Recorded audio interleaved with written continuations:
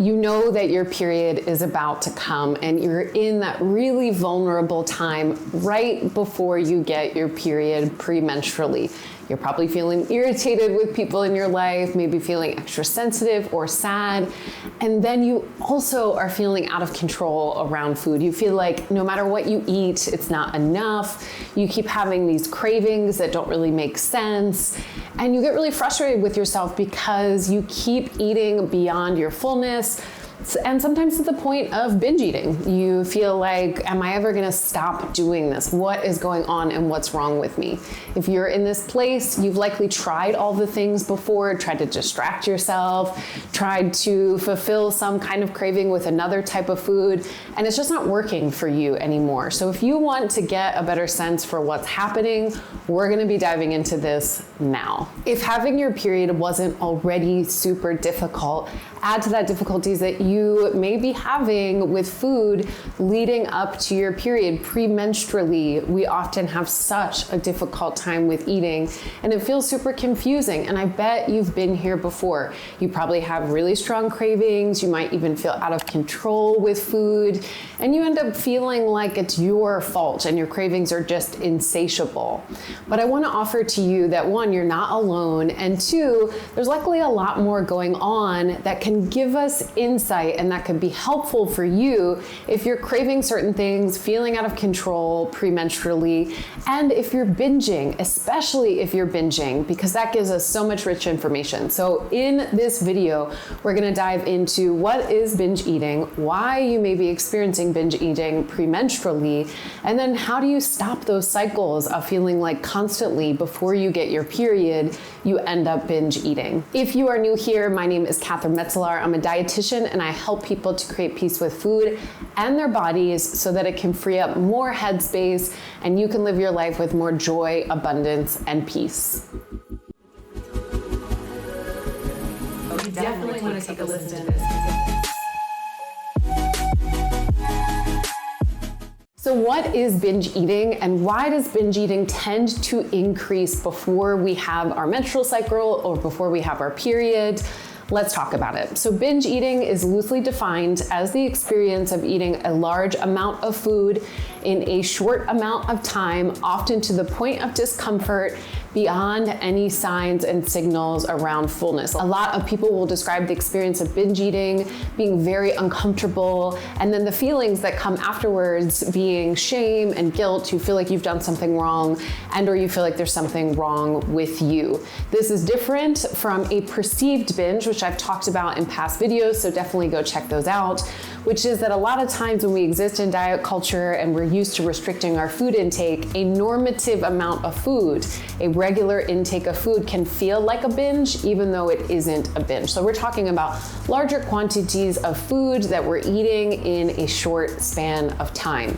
So why then, by extension, why does binge eating tend to increase before we have our menstrual cycle or our period? So premenstrually, there is a lot going on for your body. And there's a couple of things that I want to highlight that can really bring to attention why we have increased cravings for food and why it's so difficult, because in the diet culture that we exist in, we end up getting blamed. We feel like there's something wrong with us because we want more food, when in fact, it makes a ton of sense. So here's a couple of things I want you to know. One, your body is actually doing more work. And I know that this sounds really possibly intuitive or maybe something that you know. It's preparing to menstruate, which takes extra energy, which means that if it's doing more, we actually need to be eating more. So your cravings for more food, potentially for more carbohydrates, really makes a lot of sense. I just want to emphasize that so much. That your cravings are not just because it's hormonal, it's because anatomically and physiologically, your body actually is asking you for more food. And we have the research to support this. I don't find it helpful to share caloric amounts in regards to what we've uncovered, but please know that the research substantiates this, that for individuals that menstruate, they tend to want and need an increased amount of food and therefore an increased amount of energy, because we get energy from the food that we eat before before we menstruate. So let us practice normalizing that it's okay that you are eating and wanting more food before you have your period. Your body needs it. The second thing that's happening premenstrually is that our serotonin tends to take a hit. It starts to drop. And serotonin is one of those hormones that helps us to feel good and stable. And when it drops, we tend to feel the impact of that, right? Premenstrually, I know you know what I'm talking about. I experience this too, where we just feel things in a different way. And what happens when our serotonin drops? Our bodies tend to gravitate towards or want things that have tryptophan in them. And what the heck does tryptophan have to do with serotonin? And does this even matter? Well, yes, because tryptophan, when we look at it chemically, is a precursor for serotonin. And precursor just means that it needs to exist in order to create kind of the next thing down the line. If you can imagine it like a ladder, and we need something there before we can get to the next thing. Tryptophan comes first, and then serotonin comes right after that. So if our serotonin is dropping, we might start to crave more foods that have tryptophan. So smart and wise of our body. So wise. Let us just take a moment to honor that. So what's really common as a result of this? We crave lots of sweet foods, we crave lots of carbohydrates. And think about this happening premenstrually. How often have you craved carbohydrates? How often have you craved sweet foods? And this is for a reason. Not only is your body like, hey, we need extra energy because we're doing more, we actually also need more foods with tryptophan in them. And what are foods that have a lot of tryptophan? We often think of turkey, but carbs do, right? Grains and all forms of carbs have tryptophan in them too. So it's a combination of both of these that lead to increased cravings and desires for food in general and also certain foods. So here's where everything starts to get messed up. Diet culture tells us that we should be eating the same every single day, at every single meal. Our bodies are supposed to stay the same, and so many other messages that you and I know about when it comes to diet culture. So what happens? We have these cravings and desires and needs premenstrually, and then we're swimming in the soup of toxicity with diet culture, and we're sent messages around our cravings are wrong. We should be restricting our carbohydrates. We should not be wanting more energy. And so this gets in the way of us actually honoring our body's needs. So what does this look like in real time? And I wonder if you can relate to this. You'll be having a meal, maybe you notice wanting more of a certain food, or even you're having your meal and you're realizing you're not actually satisfied and you want more food. And then you have either mental restriction or physical restriction. You tell yourself, nope, I'm not gonna eat that food. I shouldn't be eating it. This should be enough, or I shouldn't have more carbohydrates, or all the other rules that we carry around that impact our eating experience. All of these rules come in premenstrually and they mess everything up. So we get stuck in the same old cycle that we've been stuck in before, which is we end up restricting. And then of course, when we're exposed to the food itself, then we end up eating way more than we would have ever intended, which can certainly lead to binge eating. Let's think about it as a more practical example. I said that carbohydrates are often a need. Just generally, your body needs carbohydrates all the time, every day, and especially before we menstruate. So if you're having increased carbohydrate cravings, but you're listening to diet culture, or you're on a diet, or you're trying to restrict your carb intake, that shows up premenstrually. You try to restrict them, but because you have a need for them even more than usual, and you have a higher energy need, of course, when you're finally exposed to the carbs, that bag of chips, that thing of bread, those crackers, you're going to feel completely out of control with them, and you're going to eat well beyond your fullness. But this actually isn't your fault. You can see why it gets so icky and tricky and sticky, because you end up feeling like there's something wrong with you because you can't control yourself premenstrually, when really we're just talking about a need that you have. And if we can learn to connect to our body more while drowning out as much as possible the diet culture noise, this actually can help decrease the experience of binge eating when you are premenstrual. But how do you do that? How do you go from where you're at now to trusting your body, connecting to your body, canceling out or drowning out the noise of diet culture as a way to decrease binge eating premenstrually? Here's a couple things that you can try. The first thing that I want you to try is to really practice honoring and normalizing the experience of eating more before you menstruate. I know this sounds pretty straightforward and simple, but we exist in a culture that's constantly telling us that we should be eating less, that we're eating too much, that our eating cycles should never change, that we should never desire more, that there's something wrong with you and your body for eating more, and so much. It's just an endless onslaught of rules around food.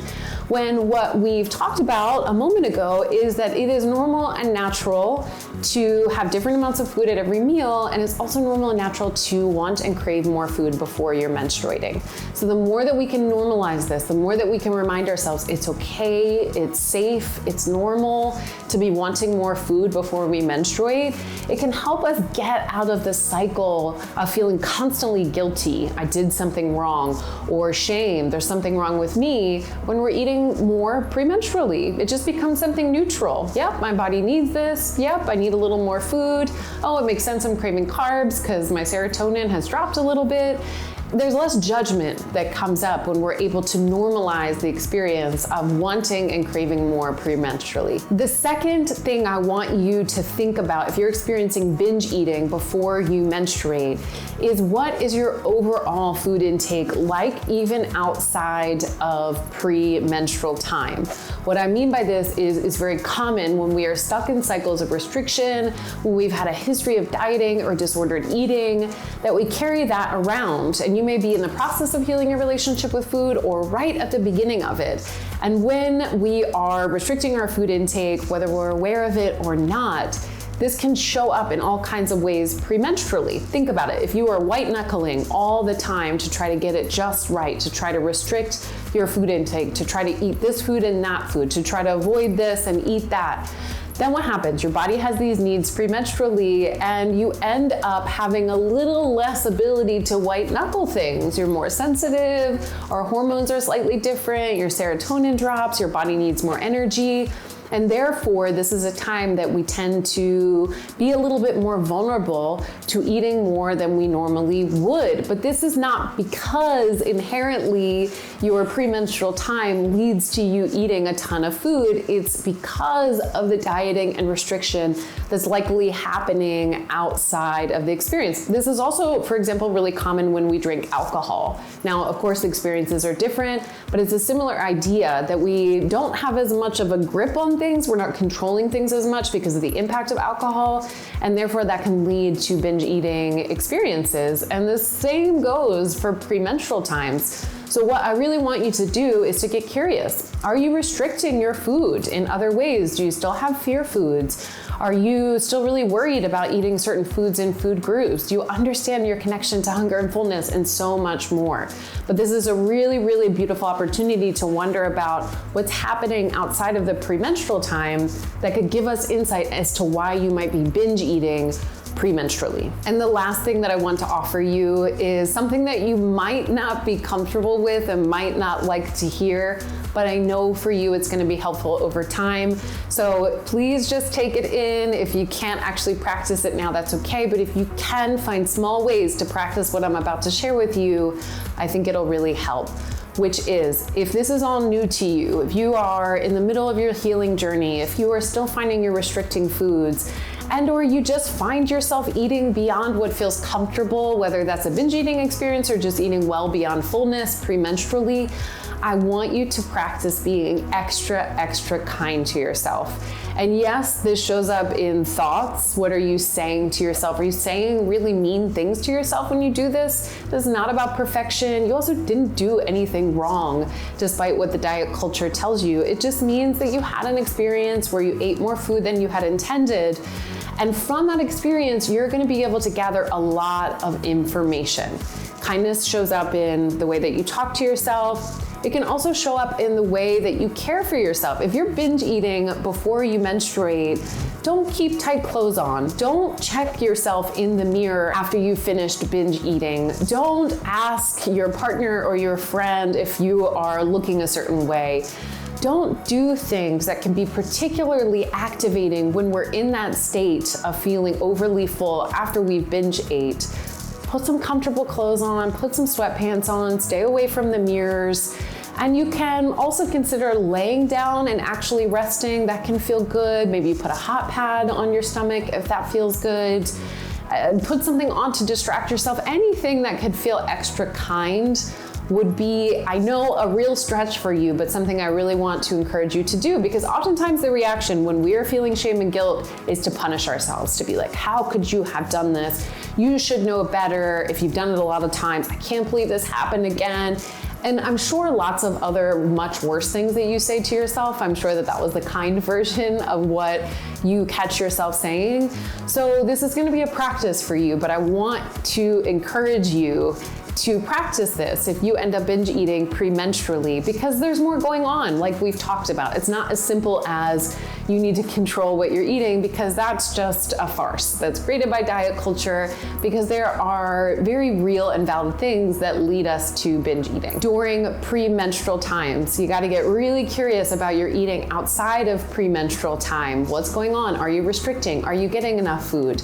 Be extra kind to yourself when you do end up eating beyond your fullness or to the point of binge eating, and normalize the experience of eating more premenstrually. Doesn't mean there's anything wrong with you. It means that you are very human and your body is trying to talk to you, and we want to practice listening. My biggest hope for you is that you feel less shame and blame in the eating experience. Please know that there's just so much nuance to our own eating experience. And if you're finding that you're binging during premenstrual times, this doesn't mean that there's something wrong with me. Like, I really mean it when I say there is nothing wrong with you.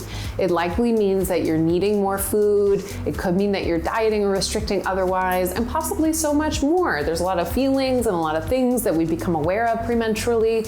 So just know that I am supporting you from afar. You are not alone, and we're in this together. If you like this video, I would love for you to give it a like. If you want more from me and some free resources, check out everything that I have for you below, and I will see you back here soon.